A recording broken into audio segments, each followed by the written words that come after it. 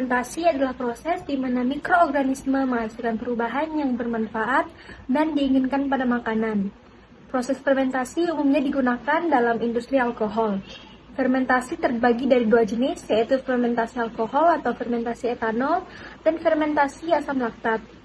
Proses fermentasi terjadi pada kondisi anaerobik, tanpa oksigen, dan dengan adanya mikroba bermanfaat yang memperoleh energi melalui fermentasi. Bahkan ketika oksigen mencukupi, jika gula mencukupi, beberapa sel ragi atau Saccharomyces cerevisiae memilih fermentasi daripada respirasi aerobik. Proses fermentasi menyebabkan mikroba memecah gula menjadi alkohol dan asam, sehingga membuat makanan bergizi dan memperpanjang masa simpannya. Produk fermentasi menghasilkan enzim yang dibutuhkan untuk pencernaan. Makanan yang difermentasi mengandung enzim yang dibutuhkan untuk memecahnya. Selanjutnya, tahapan pada fermentasi alkohol, secara garis besar terjadi proses glikolisis dan fermentasi, dan pada fermentasi asam laktat terjadi proses fermentasi dan dekarbosilasi pirufat. Untuk lebih lanjutnya akan dibahas oleh rekan-rekan saya. Fermentasi alkohol merupakan suatu proses perubahan gula menjadi energi seluler.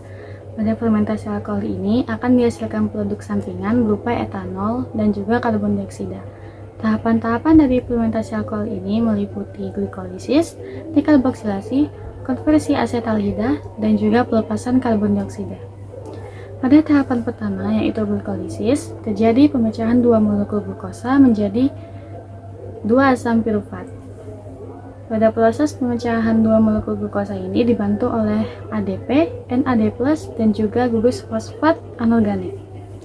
Pada proses glikolisis ini akan menghasilkan dua asam pirufat, dua molekul energi atau ATP, dua NADH, dan dua ion hidrogen. Selanjutnya ada tahapan fermentasi alkohol yang kedua, yaitu dekarboksilasi. Pirufat yang dihasilkan dari glikolisis mengalami dekarboksilasi, yaitu melepaskan karbon dioksida, mengubahnya menjadi senyawa yang disebut asetaldehida. Nah, pada tahap ini, NADH juga dioksidasi dan kembali menjadi NAD+. Tahapan ketiga ialah konversi asetaldehida. Pirufat memiliki 3 atom karbon, akan dikonversi menjadi 2 asetaldehida yang memiliki 2 atom karbon. Berarti, pada tahapan pengubahan pirufat menjadi asetaldehida ini, ada pelepasan 1 atom karbon. Nah, 1 atom karbon ini akan membentuk karbon dioksida sebanyak 2 buah. Setelah itu, asetaldehida akan segera mengikat ion H+ yang berasal dari penguraian NADH menjadi NAD+, untuk menjaga kelancaran proses glikolisis. Nah, pengikatan ion H+ oleh asetaldehida ini akan membentuk senyawa etanol. Untuk tahap selanjutnya, itu ada tahapan keempat, yaitu pelepasan karbon dioksida atau CO2. Karbon dioksida atau CO2 itu biasanya dilepaskan sebagai produk sampingan selama tahap konversi asetaldehida menjadi etanol. Dan inilah yang sering kita lihat dalam proses fermentasi sebagai gelembung-gelembung gas. Jadi ini merupakan tahapan dari fermentasi alkohol. Seperti yang diketahui, glukosa itu memiliki 6 atom karbon. Nah, dalam tahapan glikolisis ini dibantu oleh ADP, NAD+, dan juga gugus fosfat. Proses glikolisis ini akan menghasilkan 2 asam pirufat dan juga 2 ATP. Nah, 2 asam pirufat ini memiliki 3 atom C hasil penguraian dari proses glikolisis ini. Selanjutnya, asam pirufat ini akan mengalami yang namanya dekarboksilasi. Jadi, CO2 yang ada di dalam atom C itu mengalami pengurangan dari 3 atom menjadi 2 atom C. Selanjutnya, 2 asetaldehid akan mengalami reduksi dari NADH sehingga menghasilkan 2 etanol. Itulah penjelasan dari proses fermentasi alkohol. Untuk hasil akhirnya dari fermentasi alkohol itu adalah pembentukan etanol atau alkohol dan karbon dioksida sebagai produk sampingan. Fermentasi alkohol berperan penting dalam pembuatan minuman beralkohol dan dalam industri roti. Sebelumnya izin melanjutkan, saya akan jelasin proses pertama pada fermentasi asam laktat, yaitu glikolisis. Tapi sebelumnya saya mau ngasih tahu kalau fermentasi asam laktat itu biasanya hanya terjadi pada hewan dan manusia. Biasanya juga fermentasi asam laktat itu terjadi ketika manusia sedang dalam pekerjaan yang berat. Tetapi pasokan oksigen yang dia terima tidak sesuai dengan yang seharusnya. Jadi dengan kesimpulan manusia tersebut kekurangan oksigen, maka dengan agar tetap bisa menghasilkan energi yang ia perlukan dalam hari itu, ia perlu melakukan respirasi anaerob dengan fermentasi asam laktat. Langsung saja ke tahapan di glikolisis. Jadi yang pertama, bahan bakar yang digunakan pada proses glikolisis ini sama, yaitu glukosa, yang mana molekul glukosa ini akan dipecah menjadi 2 molekul asam pirufat. Proses ini terjadi di sitoplasma dan menghasilkan 2 molekul ATP, 2 molekul NADH, dan 2 molekul asam pirufat. Lalu, asam pirufat yang dihasilkan dari proses glikolisis akan digunakan sebagai bahan bakar untuk tahap selanjutnya. Sebagai informasi juga, glikolisis merupakan jalur metabolisme utama yang digunakan semua sel untuk menghasilkan energi berupa ATP. Oke, sedikit saya akan menjelaskan sebagai gambaran bagaimana glikolisis itu terjadi. Dalam proses perubahan glukosa menjadi 2 asam pirufat dengan proses glikolisis akan dihasilkan 2 ATP dan 2 NADH. Dan dalam proses itu terdapat perubahan NAD+ menjadi NADH. Dan berikutnya, 2 asam pirufat ini akan dirubah menjadi 2 asam laktat yang dengan itu melibatkan perubahan lagi NADH menjadi NAD+ kembali. Jadi, kalau dalam proses glikolisis terdapat perubahan NAD+ menjadi NADH, nanti ketika sudah menjadi 2 asam pirufat dan diubah lagi ke asam laktat, terjadi lagi perubahan NADH menjadi NAD+, yang pada proses fermentasi asam laktat akan dihasilkan 2 molekul ATP. Hai semua, di sini saya akan melanjutkan kembali proses fermentasi asam laktat. Seperti yang kita ketahui, kalau proses fermentasi asam laktat itu ada 3. Kalau teman saya sebelumnya sudah menjelaskan tentang proses glikolisis, di sini saya akan menjelaskan proses konversi pirufat. Nah, dalam proses ini, pirufat yang dihasilkan dari proses glikolisis diubah menjadi asam laktat. Reaksi ini terjadi dalam kondisi anaerobik, atau biasa kita bilang prosesnya tanpa oksigen. Dan mengubah pirufat menjadi asam laktat menggunakan NADH yang sudah dihasilkan selama proses glikolisis. Hal ini membantu dalam mengoksidasi NADH kembali menjadi NAD+, sehingga glikolisis dapat berlanjut seperti semula. Untuk proses selanjutnya akan dijelaskan oleh teman saya. Yang ketiga, regenerasi NAD+.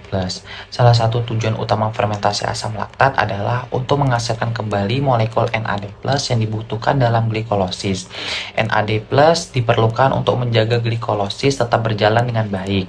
Dalam proses konversi pirufat menjadi asam laktat, NADH berubah kembali menjadi NAD+, sehingga dapat digunakan lagi dalam tahap glikolosis. Regenerasi NAD+ dalam fermentasi asam laktat terjadi melalui proses reduksi pirufat dengan elektron dari NADH. Proses ini merupakan kebalikan dari oksidasi pirufat. Berikut ini adalah proses regenerasi NAD+ dalam fermentasi asam laktat. NADH mentransferkan elektronnya ke molekul pirufat. Proses ini mengubah pirufat menjadi asam laktat terdeprotonasi atau laktat. Kemudian NAD+ yang diregenerasikan akan memulai proses glikolosis untuk menghasilkan energi atau ATP dalam kondisi rendah atau tanpa oksigen. Jadi, dapat disimpulkan bahwa proses fermentasi asam laktat adalah contoh sempurna bagaimana mikroorganisme dapat mengubah bahan baku sederhana menjadi produk bernilai tinggi. Dalam kondisi anaerob, gula dipecah menjadi asam laktat, menghasilkan energi yang efisien untuk mikroorganisme dan manfaat besar dalam industri pangan. Nah, contohnya pada perubahan susu menjadi yogurt. Fermentasi ini terjadi karena adanya bakteri baik yang disebut bakteri asam laktat. Bakteri ini memiliki peran penting dalam mengubah susu menjadi yogurt yang kita nikmati. Proses ini tidak hanya penting bagi produksi makanan, tetapi juga mewakili kondisi alam untuk bertahan di lingkungan oksigen terbatas. Dengan memahami fermentasi asam laktat, kita melihat betapa luar biasanya proses biologis yang sederhana namun penting bagi kehidupan dan teknologi pangan. Terima kasih.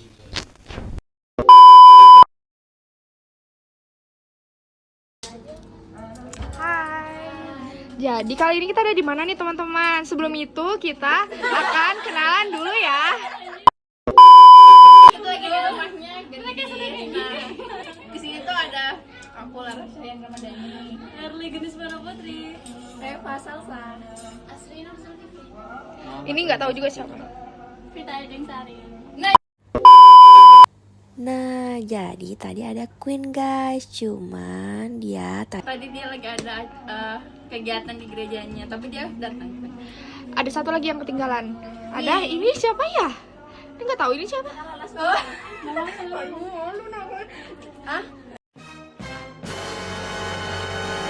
Kenalan. Nama aku Sofia. Iya, oke. Aku Yohana. Oke, jadi kali ini kita mau buat apa nih, Sofia, di sini? Jadi kita di sini mau melakukan percobaan respirasi anaerob menggunakan fermentasi alkohol menggunakan ragi. Oke. Nah, di sini bahan-bahannya ada ragi, terus ada gula, terus ada air hangat. Terus kalau alatnya, kita di sini ada sendok, terus gelas, ada balon, dan juga ada botol bekas. masukkan ragi dan gula pasir ke dalam wadah. 2 sendok teh makan. Ngomong sambil ngomong 2 sendok teh makan. Jadi sini masukin ini 1.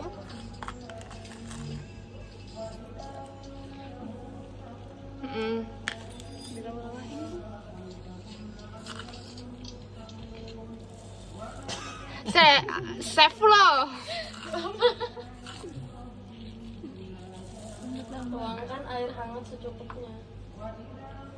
Sesuai feeling.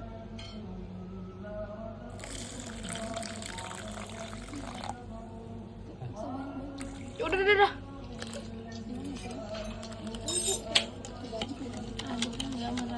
Aduk kan? Minum deh.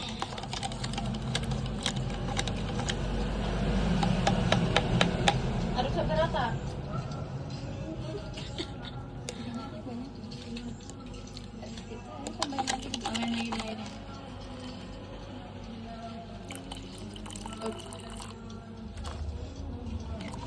Baru nanti langsung udah terlalu semua, langsung masukkan ke dalam botolnya. Udah larut dari. Udah larut Gulanya. udah sih. Minum belum?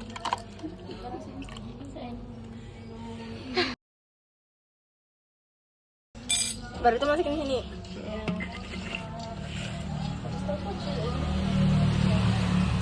Dihitungnya ada apa? Apa dihitung? Apanya dihitung? Enggak, balonnya kembangnya tuh berapa?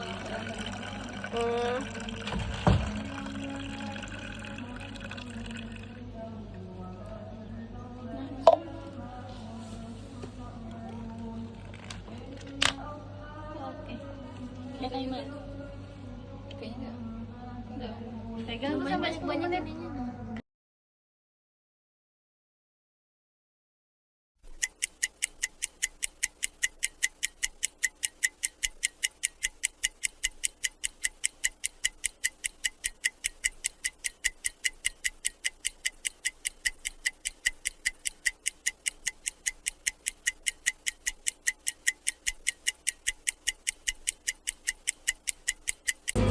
Tunggu apa?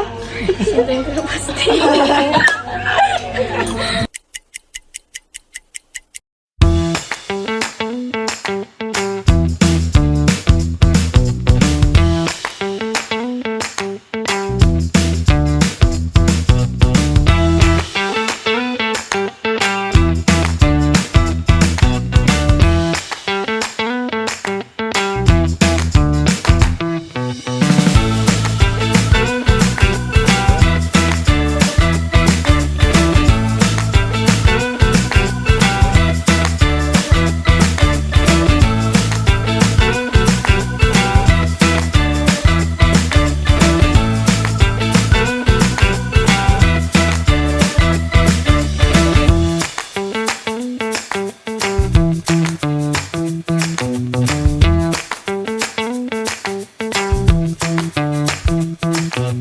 Belum ada 1 bulan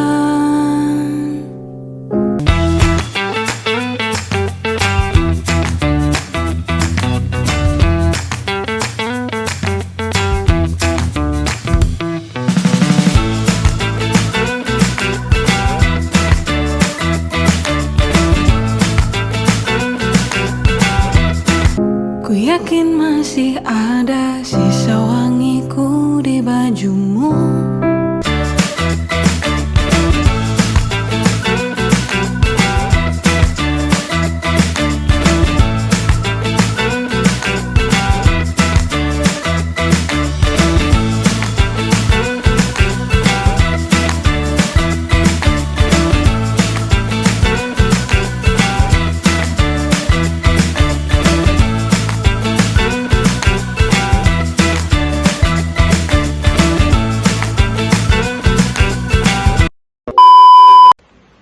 Nah, demikian proses fermentasi pada fermentasi alkohol dan fermentasi asam laktat. Kemudian kita akan masuk pada manfaat-manfaat daripada kedua proses tersebut. Fermentasi alkohol dan fermentasi laktat memiliki manfaat yang berbeda namun sama-sama penting. Fermentasi alkohol memberikan kita berbagai jenis minuman beralkohol yang telah menjadi bagian pada budaya kita selama ribuan tahun. Beberapa minuman alkohol seperti anggur merah memiliki kandungan antioksidan dan manfaat bagi kesehatan jika kita mengkonsumsinya secara bijak. Namun, penting untuk diingat bahwa konsumsi alkohol dalam jumlah berlebihan dapat berdampak negatif bagi kesehatan. Di sisi lain, fermentasi asam laktat memberikan manfaat kesehatan melalui produk makanan yang dihasilkan. Makanan fermentasi asam laktat seperti yogurt dan tempe mengandung probiotik, yaitu mikroorganisme yang dapat bermanfaat bagi kesehatan pencernaan. Probiotik dapat membantu menjaga keseimbangan bakteri baik dalam usus dan mendukung sistem kekebalan tubuh. Selain itu, fermentasi asam laktat juga meningkatkan ketersediaan nutrisi dalam makanan dan meningkatkan daya simpannya. Nah, selesai sudah penjelasan mengenai fermentasi alkohol dan fermentasi asam laktat serta manfaatnya. Semoga video ini dapat berguna bagi teman-teman yang menontonnya. Terima kasih.